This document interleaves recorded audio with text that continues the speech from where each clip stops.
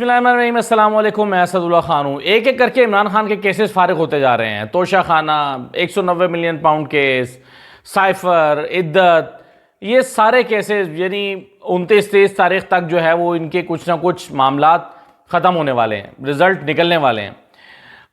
कुछ केसेस में फ़ैसला आ गया, कुछ में आ जाएगा।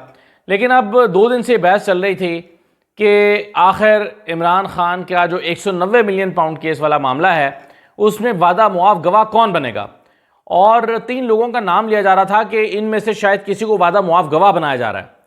एक मलिक रियाज का नाम आ रहा था, दूसरा जुल्फ़े बुखारी का नाम आ रहा था और तीसरा शहजाद अकबर साहब का नाम आ रहा था। और कुछ लोगों का ख्याल था कि इनमें से एक वादा मुआफ़ गवाह बन जाएगा इमरान खान के ख़िलाफ़।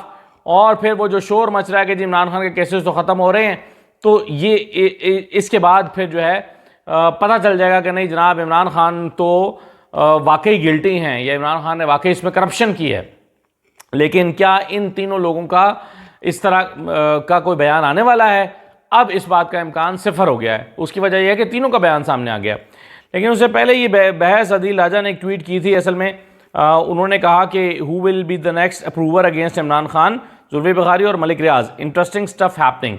तो ये अदील राजा ने सवाल किया था कि जुल्फ़े बुखारी या मलिक रियाज कौन इमरान खान के खिलाफ वादा मुआफ़ गवाह बनने जा रहा है। तो उस पर नईम हैदर पंजोता ने लिखा था कि जुल्फ़े बुखारी इमरान खान का सिपाही है, वो जान तो दे सकता है लेकिन खान के खिलाफ गवाही नहीं देगा।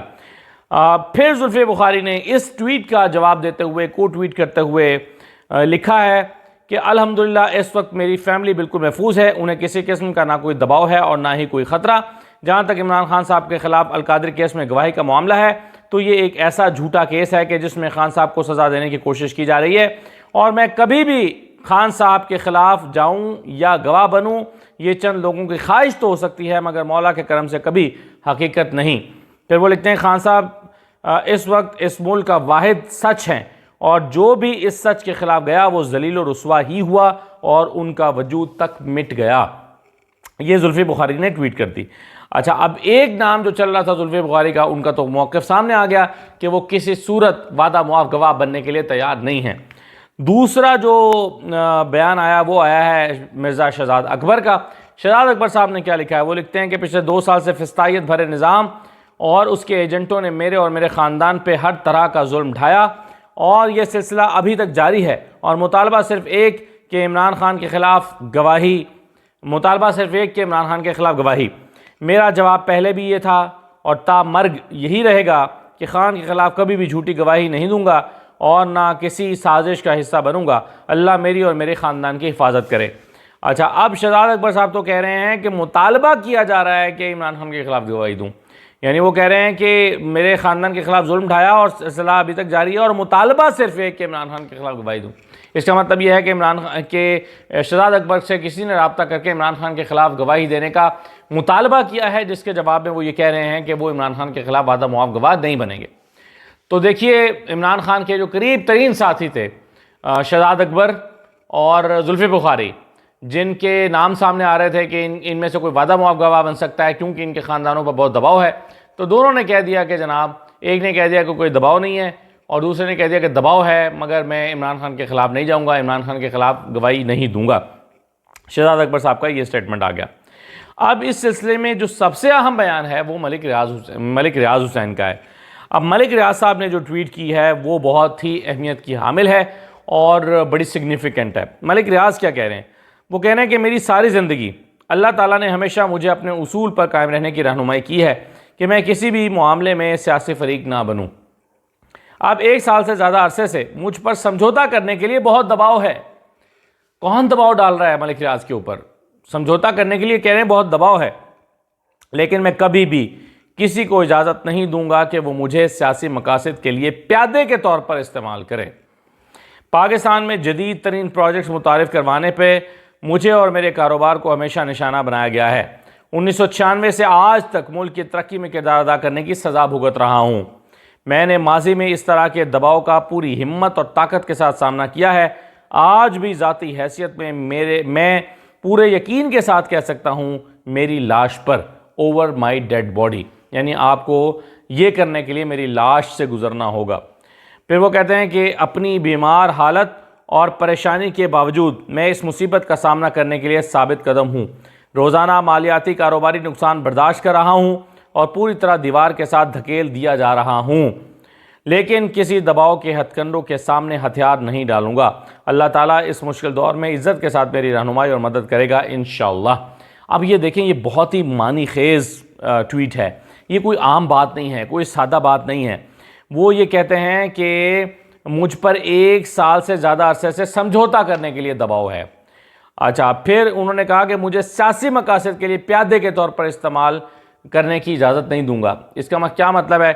इसका मतलब है कि वो ये कह रहे हैं कि मुझे सियासी मकासद के लिए इस्तेमाल किया जा रहा है, यानी दबाव डाला जा रहा है। अब कौन दबाव डाल रहा है और क्या सियासी मकासद के लिए कर रहा है, तो ज़ाहिर है ये तमाम इशारे मिलते हैं। यही 190 मिलियन पाउंड का जो केस है उसी की तरफ जाके सारे इशारे मिलते हैं। और फिर वो कहते हैं कि जी मेरे कारोबार को तबाह किया जा रहा है, मुझे निशाना बनाया जा रहा है, मुझे पाकिस्तान की खिदमत करने की सज़ा दी जा रही है।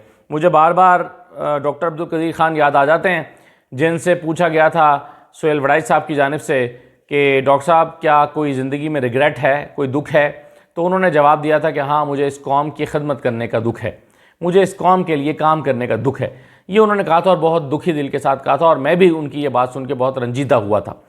अब ऐसे में एक शख्स जिसने कंट्रीब्यूट किया हो, जो समझता हो कि मैंने कंट्रीब्यूट किया है, उसके साथ उसके बकौल वो समझता है कि उस पर दबाव डाला जा रहा है, उसको सियासी मकासद के लिए इस्तेमाल करने की कोशिश की जा रही है और इस्तेमाल ना होने पर उनके कारोबार को तबाह किया जा रहा है।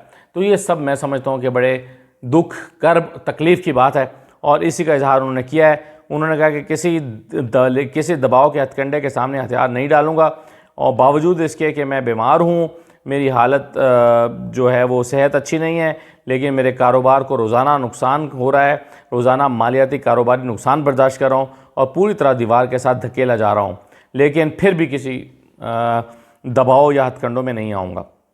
अब ये देखिए, आप 3 अफराद पर तकिया था इस केस में, एक मिर्ज़ा शहजाद अकबर, एक जुल्फ़ी बुखारी और तीसरे मलिक रियाज़। मलिक रियाज़ के बारे में, यानी अगर इन तीनों में से सबसे ज़्यादा किसी का चांस हो सकता था वादा मुआफ़ गवाह बनने का, वो मलिक रियाज़ हो सकते थे, क्योंकि मलिक रियाज़ के बारे में ये समझा जाता है कि वो ज़ाहिर अपने कारोबारी शख्स अपने कारोबार को तहफ़्फ़ुज़ देता है।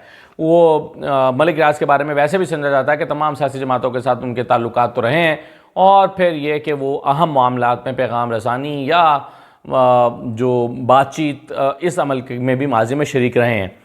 तो अब जो है वो उनके बारे में ये गुमान था कि मलिक रियाज़ जो हैं वो अप्रूवर बन सकते हैं। ज़ाहिर है वो अपने कारोबार को बचाना चाहेंगे, वो अपने बहुत बड़ी तादाद में जो क्लाइंट्स हैं उनके मुफादात को बचाना चाहेंगे।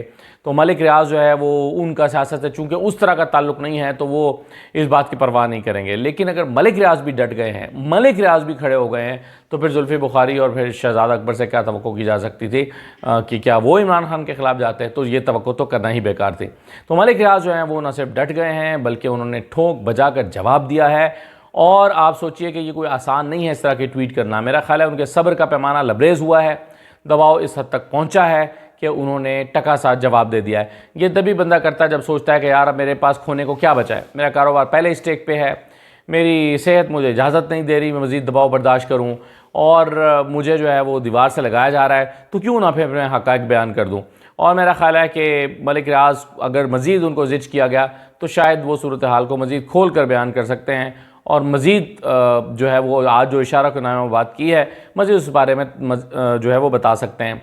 तो इसलिए जो इमरान खान के ख़िलाफ़ एक और हरबा है वो नाकाम हो गया है और इमरान खान को के ख़िलाफ़ वादा मुआफ़ गवाह बनाने की कोशिश अभी तक हमें कामयाब होती हुई दिखाई नहीं दे रही, और इमरान खान मौजूदा तमाम केसेस में छूटते हुए दिखाई दे रहे हैं। अब पता नहीं कि उनको मज़ीद अंदर रखने के लिए मज़ीद नए केसेस बनाए जा सकते हैं। जैसे आज शाह महमूद को पकड़ने के लिए लाहौर से टीम पहुंच गई कि जी 9 मई के वाक़यात में मुलव्वस हैं, इसलिए शाह महमूद कुरैशी को गिरफ़्तारी करने की इजाज़त हमारे हवाले किया जाए।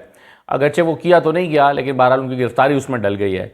शाह महमूद कुरैशी जो शायद शरपसंदी या जलाओ घेराव करने वाले लोगों में आखिरी नंबर पर हो सकते हैं, इतने ठंडे मिजाज के आदमी हैं वो। शाह महमूद कुरैशी पर भी अगर जो है वो जलाओ घराव के इल्ज़ामात के तहत मुकदमात बनाए जा रहे हैं तो कहने वाले कह सकते हैं कि ये मुकदमात सियासी नौइयत के हैं। तो देखिए ये अब ऊँट किस करवट बैठता है, 190 मिलियन पाउंड में कोई सहारा, कोई कांधा देने के लिए अभी कोई शख्स तैयार दिखाई नहीं देता है। इजाज़त दीजिए, अल्लाह हाफ़िज़।